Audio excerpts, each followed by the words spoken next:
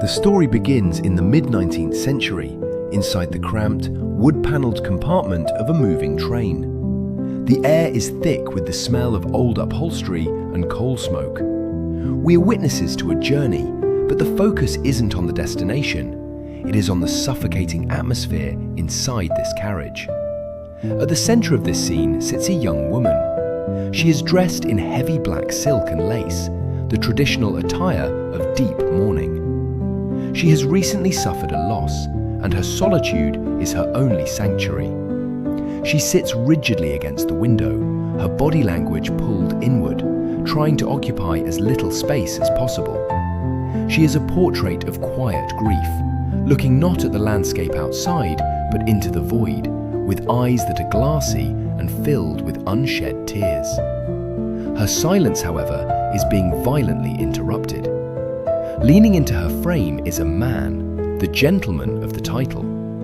His presence is a sharp contrast to her stillness.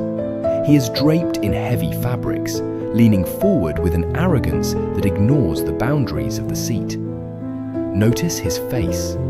He wears a self-satisfied, smug grin. He is mid-sentence, perhaps telling a story he finds fascinating or offering a compliment that was never asked for. His eyes are fixed on her, but he isn't looking at her, he is looking at his target.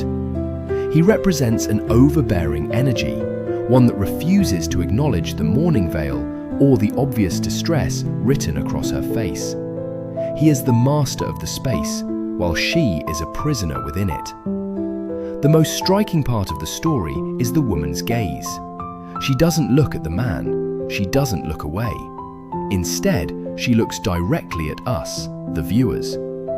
In the rules of the 19th century, making a scene in public was unthinkable for a lady of her status. She is trapped by social decorum.